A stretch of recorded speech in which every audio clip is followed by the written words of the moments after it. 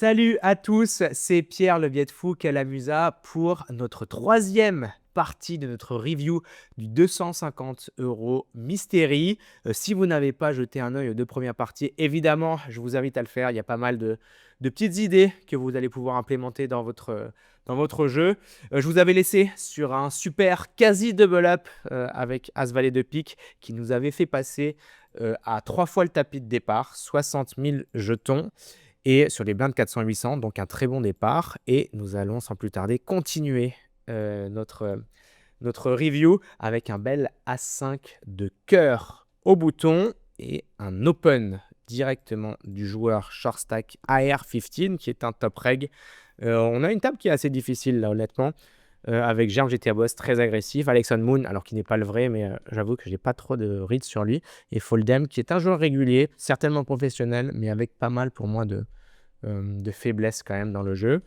On va coller cet As5 de cœur ici. Pas de raison de surrelancer. C'est une main qui est trop forte pour être foldée et pas assez forte pour être surrelancée pour jouer pour les 14 blindes de R15. Donc c'est une très bonne indication pour simplement payer. Le flop est 7, 7, 5 Rainbow avec le backdoor flush et AR15 qui décide de ses bêtes. Alors, déjà, si on avait été profond, ce serait un board qu'il aurait dû checker à très haute fréquence pour la simple et bonne raison que quand on a 100 big blind, si jamais on a paire d'as, on n'a surtout pas envie de go broke parce qu'on serait contre un 7 et ce serait horrible. Par contre, quand on a 12 big blind, eh bien, dès qu'on a une main comme paire de 9 ou paire d'as, etc., on a le SPA adéquat pour partir à tapis puisqu'on ne risque pas beaucoup de jetons par rapport à ce qu'il y a dans le pot. Moi, j'ai As5 de cœur au bouton et j'aimerais que vous posiez la vidéo quelques secondes et que vous vous demandiez ici avec quelle main est-ce que vous surrelanceriez ici dans ma peau. Est-ce que pour vous, As5 de cœur est une main assez forte pour surrelancer et partir à tapis? Est-ce que si on avait par exemple une main comme paire de 8 ou une main comme par exemple, je ne sais pas, As7 suité ou une main comme paire de 6, ce serait assez fort pour relancer ici? Bon, évidemment, c'était un piège. En fait, ça, c'est un concept qui est très, très, très important. Oui, cet As5 de cœur a envie de jouer à tapis pour AR15 et a besoin de protection. Maintenant, il ne faut pas oublier que nous sommes à 3 joueurs dans ce coup. Et qui a l'avantage ici de Breland 7? C'est Alexon Moon, c'est pas moi, parce que Alexon Moon, il va défendre des mains comme 7 et 8 off, 7 et 9 off, 6 et 7 off, que moi je n'ai pas dans mon range. Tous les 7 suités aussi, il va les défendre. Donc en fait, ici, je n'ai aucune main qui va vouloir surrelancer. Il faudra que j'ai As7 suité, paire de 5 pour un full, ou alors une main comme As5 de cœur ou paire de 8. Toutes mes mains, je vais les coller et prendre l'information sur la force de la main d'Alexon Moon. C'est très très important ça. On a encore 75 big blinds à jouer, un SPR de 10 contre Alexon Moon. Surtout, ne vous amusez pas à avoir des mains qui surrelancent ici. Ce serait une très très grosse erreur. Voilà, c'est un petit aparté parce que là, on va simplement payer évidemment et Alexon Moon va folder. Mais je vois trop de joueurs ici surrelancer dès qu'ils ont une paire de 6 en se disant bon bah je veux protéger et jouer pour les big blinds de R15. Non, non, non, c'est une très grosse erreur. Pas de range de raise ici quand la big blind est non capé. Turn 6 de cœur, AR15 qui check. Plutôt une très bonne nouvelle, hein, puisque s'il avait paire de 8, paire de 9, paire de 10, maintenant je pense qu'il aurait simplement fait tapis. On prend de l'équité en plus avec le 6 de cœur. Soit on est très loin devant, s'il a un truc genre valet 10 dépareillé, soit on est très loin derrière s'il a un truc genre paire de roi. Donc pas de raison de miser et s'isoler contre les mains qui nous battent. La river est un 2 et notre adversaire mise 2. Bon, on a un call facile ici avec les cotes qui nous sont offertes. Et mon adversaire mise As de pique, Dame de cœur. Là aussi, je vais vous demander de poser la vidéo une seconde et je vais remettre en cause ce bloc bet avec As de pique, Dame de cœur. Et là, les raisons, elles sont assez complexes. C'est que quand il a l'As de pique en main, en fait, pourquoi est-ce qu'il fait ce block bet river? C'est pour se faire payer par une main moins bonne, c'est-à-dire un ace high moins bon. Parce que je vais folder si j'ai flotté dame valet de cœur, je vais folder la river. Donc en fait, ce qu'il veut faire en misant 2, c'est que je paye avec une main typiquement comme As-8 de pique ou As-10 de pique. Et donc ici, avoir l'As de pique en main est mauvais parce qu'il bloque mes floats qui pourraient le payer à la rivière.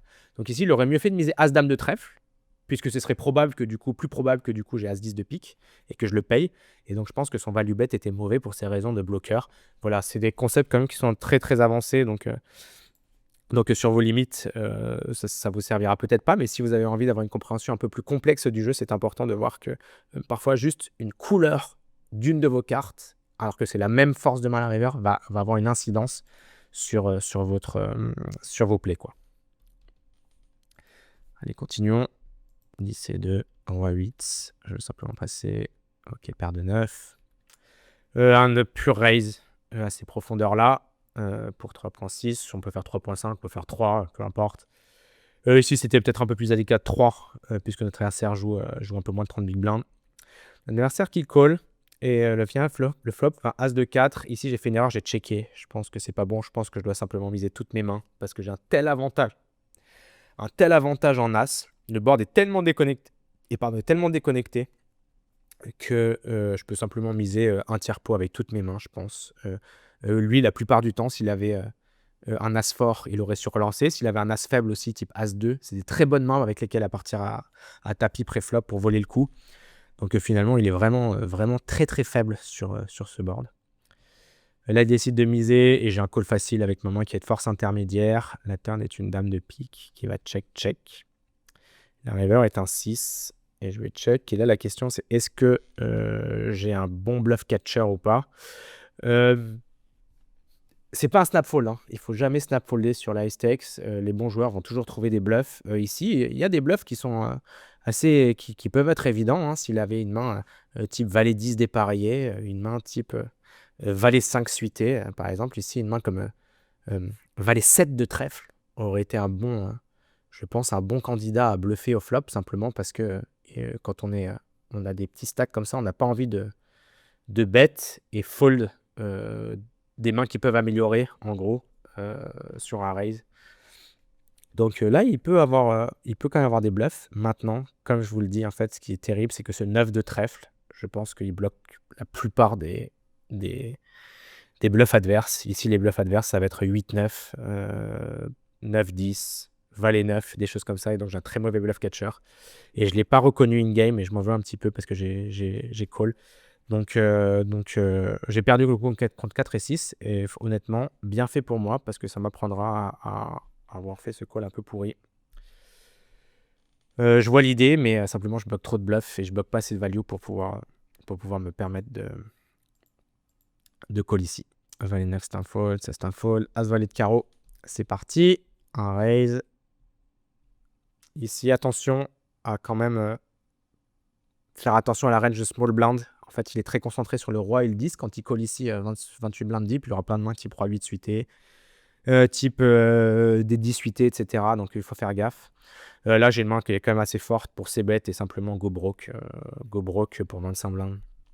Et je perdrai pas mon équité, quoi. Donc la turn est un as et on va évidemment miser. Là, donc, je fais 6. Et c'est le sizing géométrique, en fait, c'est-à-dire que je ferai mi-pot au turn, puis mi-pot pour mettre mon adversaire all-in à la rivière. Vous voyez que si jamais...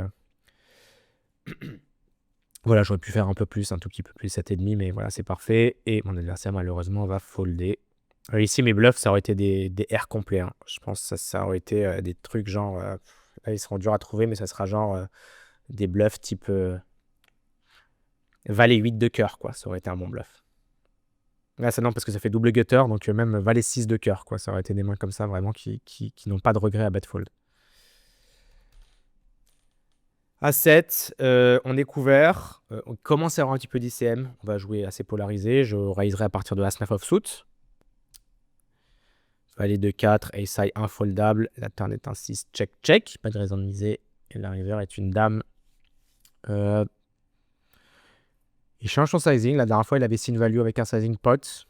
Ça peut m'inciter à coller. Beaucoup de R qui arrivent ici. Ma main est un bluff catch contre les joueurs les plus agressifs qui vont un peu trop bluffer la rivière parce qu'ils arriveront avec des 9-10, 8-9, plein de mains comme ça, quoi. Et malheureusement, mon adversaire a dame 4. Là, je m'en veux beaucoup moins d'avoir bluff catch que le coup d'avant avec paire de 9. 10-4 suité. Allez, contre un joueur très shallow. Roi dame 9, un très bon board pour moi, hein. 3 cartes hautes, là où lui aurait été agressif avec ses cartes hautes. La main, elle est facile, hein. On va miser simplement pour partir à tapis si jamais il effectue une action agressive. Et il fold gentiment. As-4, un check. 7, 8, 8. Mon adversaire qui check. C'est correct comme stratégie. Il doit checker beaucoup de mains ici, étant donné que j'ai pas mal de 8 dans mon range. Turn est un 6, il mise une blinde. Et la rivière turnable carreau. Et cette fois-ci, il a décidé de give up avec 10 de carreau 4. Ici, un truc qui est intéressant, c'est de voir qu'il n'a pas bluffé, je pense, une bonne main à bluffer. C'est-à-dire qu'il n'a pas de showdown value, qui bloque mes plus fortes mains puisqu'elle contient un carreau. Donc, il bloque mes backdoor flush. Il a probablement, c'est vraiment adapté en disant que je collais beaucoup, ce qui est, au vu des mains précédentes, est plutôt une adaptation intelligente de sa part. Roi 9, un bon open. Tout ce qui est roi 7, roi 8, roi 9, ça va être des mains qui vont être open à fréquence. Paire de 9. Mixé 3 bêtes et call. Ici, j'ai décidé de call parce que j'avais un joueur qui était assez agressif depuis la big blind. Enfin, 2 joueurs agressifs depuis les blinds qui allaient pouvoir me faire des reshove un peu trop loose. Ensuite, la big blind qui part à tapis. Là, j'ai un call facile et on va pouvoir voir qu'il a fait tapis avec dame 9 de carreau. Alors, qu'est-ce que je pense de sa décision ? Je vois ce qu'il a voulu faire. L'ordinateur prend parfois ce type de combinaison de main pour faire tapis, puisqu'en fait, on va faire folder dame valet off, on va faire folder roi 9 off, etc. Donc, plein de mains qui nous dominent. Pour que ce soit bon, il faut qu'il y ait un certain nombre d'hypothèses qui soient validées. Et ces hypothèses-là, il faut que nos ranges soient extrêmement loose pré-flop. Donc, il est énormément de fold equity et que nous ayons assez de... Comment dire et que nous ne puissions pas coller pas coller loose, en fait. C'est que ici, par exemple, il faut qu'il nous fasse folder à tout prix dame valet suité. Il faut qu'il nous fasse folder à tout prix un truc genre as 9 suité. Et là, en fait, il n'a pas assez de stack pour que ce soit le cas. C'est-à-dire que lui, ici, quand il fait tapis pour 16 blindes et demi, je vais call as 9 suité. Je vais call, évidemment, paire de 9. Mais je vais call aussi roi dame, etc. Donc, en fait, il ne fait pas assez folder de main dominée. Et en plus, comme vous pouvez le voir, ici, j'ai paire de 9. Donc, ma range est quand même relativement tight. Donc, je pense qu'il a mal joué la main et que ici, là, le seuil pour ses bluffs, c'était plutôt la ligne des 10 suités, type valet 10 suité, dame 10 suité, roi 10 suité, etc. Donc, il a été un cran trop loose, selon moi, et il a perdu le coup. Je ne vous fais pas un dessin. Et donc là, on se retrouve à 84 000 jetons. Et c'est cool parce qu'en plus, mon adversaire a fait une erreur, donc ça, c'est toujours une bonne nouvelle. Roi 10 off, une main qu'on va snap fold. Là, la main close, c'est roi valet, mais comme on commence à avoir un tout petit peu d'ICM, je pense que je colle un roi dame plus, paire de 5 plus, et as 9 off, as 8 suité plus, quelque chose comme ça. Raise 3 bêtes, take it down. Relance as 7 de cœur, et mon adversaire qui va passer, évidemment, paye tapis si jamais.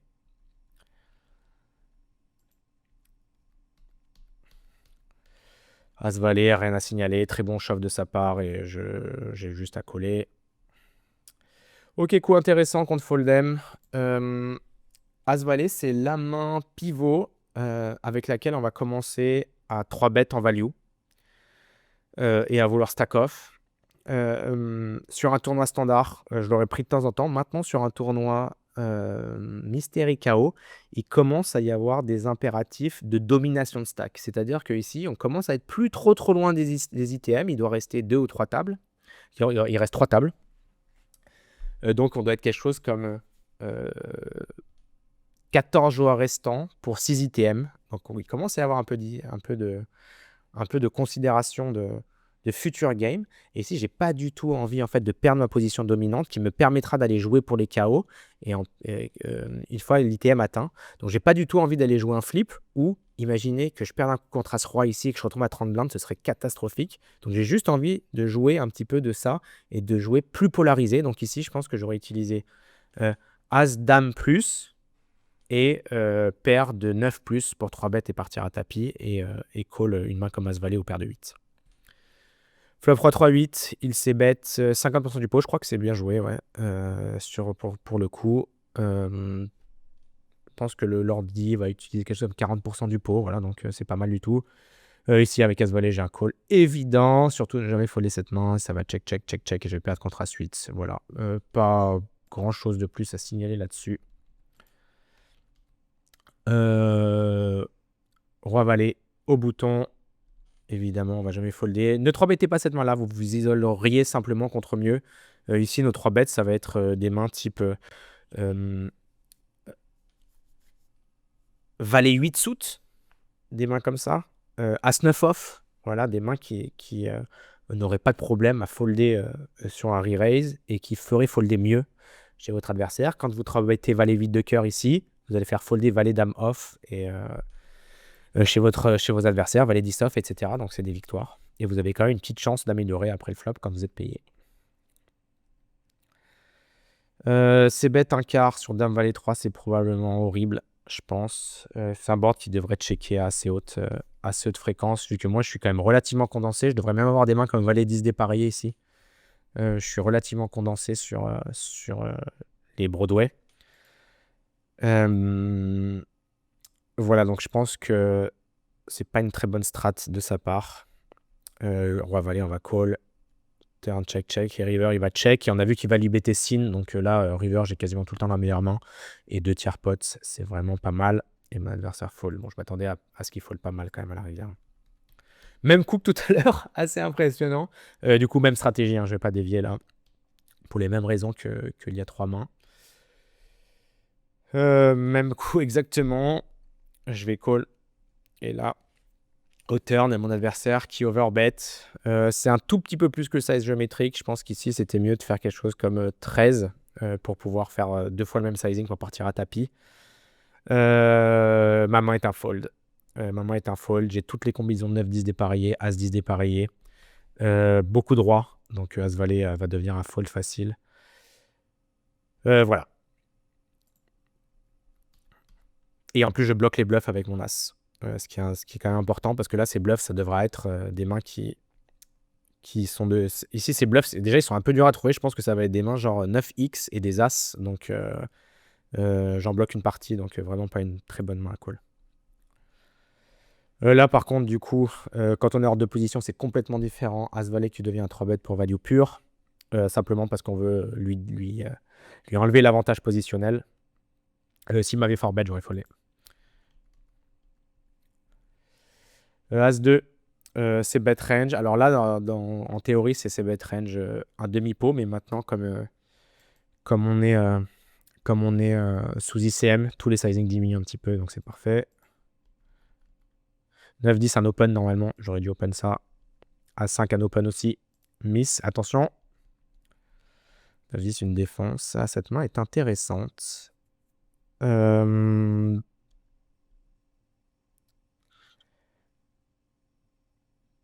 Là, clairement, je pense que je fais une erreur. Je décide de jouer sans call et de raiser en fait avec toutes mes mains. Le problème, c'est que c'est trop sin pour moi. C'est trop sin. Ici, je pense que je dois raiser un truc genre 1-8 en value et As-10, Roi-10, quelque chose comme ça. Mais pas une main aussi faible que 9-10. Donc là, je pense que j'aurais préféré largement check call. Ici, c'est passé, mais je trouve que c'est pas un bon play, que c'est trop mergé et que c'est pas intéressant de check raise ce combo. Donc là, vraiment, utilisez vos 8, des bluffs type valet de cœur.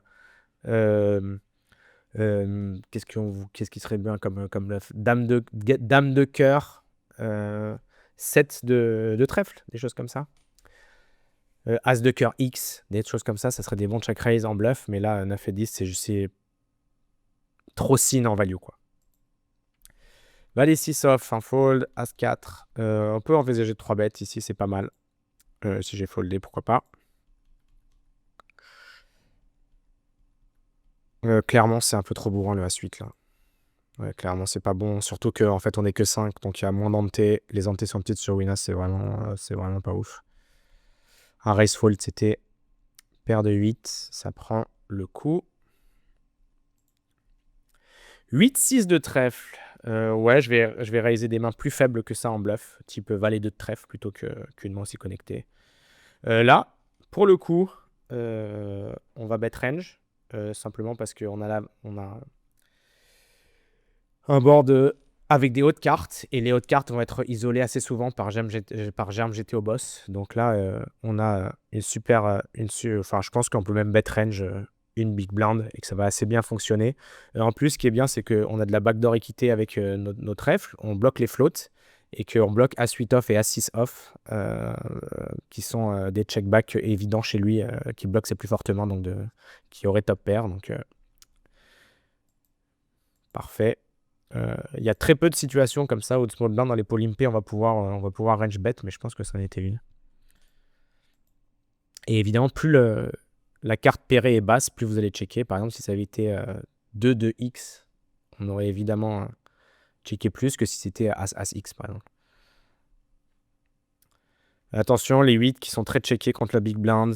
Les 8, les 7, parce qu'il va défendre tous les combos offsuit. Ici, roi 4 de carreau, clairement, j'ai pas envie de le bet parce que j'ai pas envie de perdre mon équité quand il me fait check raise. Donc je vais check back et je peux encore gagner au showdown de temps en temps. Là, par contre, on peut coller un check raise. Je pense qu'il aurait toujours misé une main au turn et qu'on a beaucoup de fold equity. Détail intéressant. Je pense que sa stratégie au turn, c'est de miser un 8 pour 3 fois le pot ou checker, simplement. Alors, à vérifier, parce que c'est quand même un board où les équités vont quand même pas mal changer, mais je pense que là, un truc qui était pas mal chez lui, c'était genre 2 fois pot, on va dire, ou 3 fois pot avec un 8 et checker le reste, et incorporer des bluffs dedans avec les qui ont de l'équité, quoi. Donc là, typiquement, si vous aviez une main comme 4 et 5 de carreau, vous envoyez 3 fois le pot turn à sa place, et bonne chance à moi. Dame 4, un fold. 6-3. Là, c'est une main que j'aurais pu potentiellement raiser.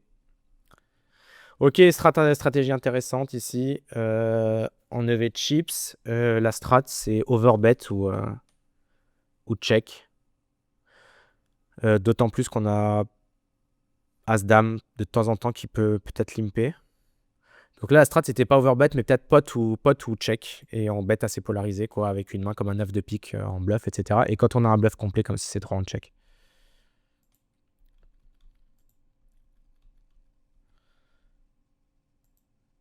Donc, pas faire de petit sizing là-dessus. Ouais, bien payé, roi valet de trèfle. Et là, donc, ça y est, nous sommes à 2 tables left. Il y aura 6 ITM, donc on est en ACM 25 à peu près. Donc, on va commencer à vraiment avoir comment dire, beaucoup de situations où la future game va compter dans notre prise de décision. 9 et 10, on aurait pu éventuellement open. La 9 et 7, il faut que j'open aussi. J'ai manqué. On a surtout l'apparition de Piglad, qui est vraiment le meilleur joueur du site pour moi. Et je le salue si jamais un jour un joueur tombe sur cette vidéo et le connaît, lui a témoigné de toute mon admiration et tout mon respect. J'ai beaucoup appris, rien qu'en le regardant. Et d'ailleurs, c'est vrai, il a un petit peu aussi un petit peu influé sur ma carrière, puisque c'est en le regardant que j'ai eu envie de me remettre à bosser mon jeu à fond. A7, une main qu'on aurait pu 3 bêtes en bluff. Et là, j'ai fait encore une erreur, je pense. C'est que j'ai joué sans call, alors que je pense que je peux coller tranquillement. Ici, j'ai check raise. Je comprends mon idée, en fait, ici. Tu fais un tout petit sizing. C'est simplement que j'ai envie de lui donner une décision s'il a une main comme... En fait, ici, il va bet range. Donc, j'ai envie de lui donner une décision s'il a une main comme paire de 10, comme paire de 8, comme des mains comme ça. De faire de la value s'il a une main comme roi 10. Alors que si je fais gros, il va simplement avoir une décision très claire. Il va continuer avec ses bons as. Il va continuer avec ses dames. Évidemment, roi 10, roi valet, etc. Mais il va folder ses mains comme paire de 9, paire de 8 qui sont drawing dead contre la mienne quasiment, quoi. Il call, la turn j'ai plus de value, je vais check. Et il mise un tiers du pot, un call facile ici. Et la rivière vient à 9 et check. Et je m'impose face à roi 6 de trèfle. As-9, normalement, c'est ici, j'aurais pu 3 bêtes. Ça m'aurait pas dérangé du tout. Une bonne main à 3 bêtes ici.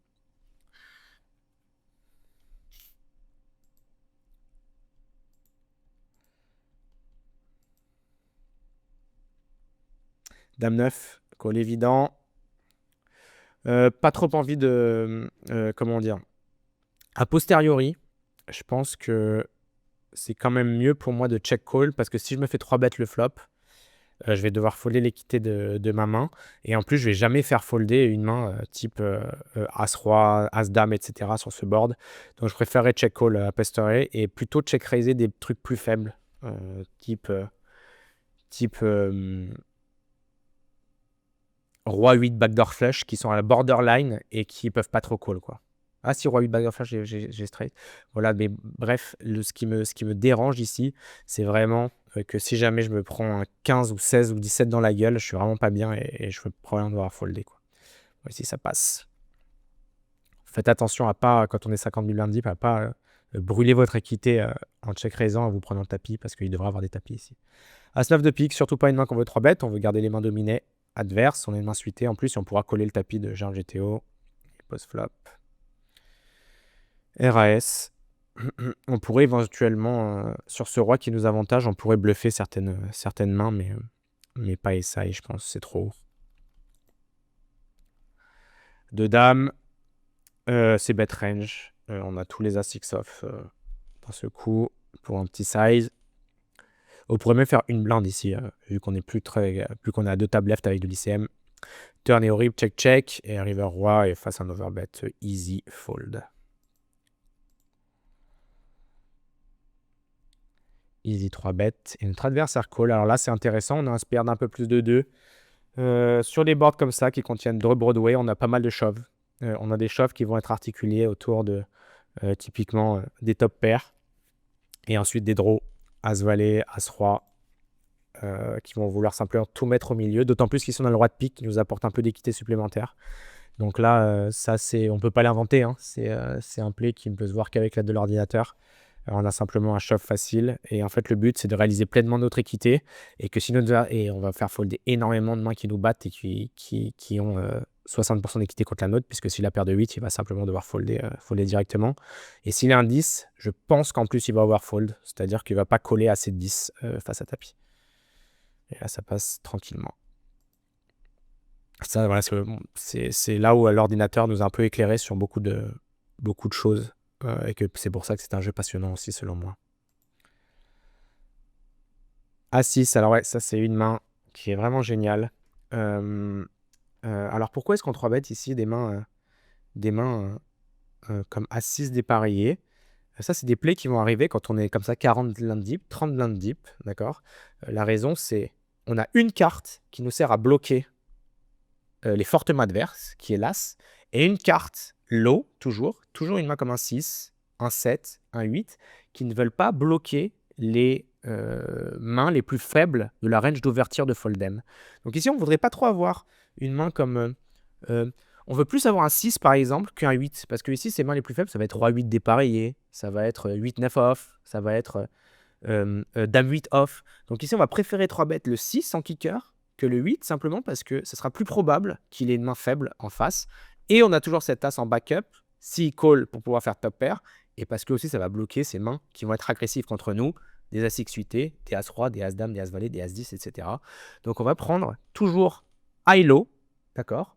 Et de temps en temps, on va aussi prendre des high-low suités, d'accord? On va prendre des mains type dame 6 suitée, valet 7 suité, des mains comme ça, qui sont pas du tout intuitives, hein, de 3 bêtes dame 6 suité. Ici, je vois très peu de joueurs de mid-stakes le faire, et pourtant, c'est des bons 3 bêtes. Là, le truc, c'est qu'en fait, quand il fait tapis, on fold, et on a pris les mains les plus efficaces avec les meilleurs bloqueurs. Donc voilà, A6 ici, qui est un 3 bêtes. Là encore, on ne peut pas l'inventer, hein, mais c'est assez logique finalement. Et notre adversaire call. Dame valet 7 de trèfle, c'est un assez mauvais board pour moi et c'est un board sur lequel je vais pas du tout bet range. Je vais devoir être assez précautionneux finalement. Hem, ici en fait là du coup, clairement le spot c'est on bet quand, on a 3 bêtes avec un trèfle en main, quoi. Donc, on va jamais bet si on a, as de pique 6, c'est toujours un give up. Si on a as de pique 6 de cœur, c'est toujours check fold sans problème et en fait on va bet, avec cet as de trèfle ici. L'idée c'est, d'avoir un pot size bet au turn et là, la strat elle est claire. En fait, ici on s'en fiche si notre adversaire a flush. En gros, quand on a une main en value, c'est si on a 2 rois, si on a roi dame, si on a as dame, si on a, 2 as.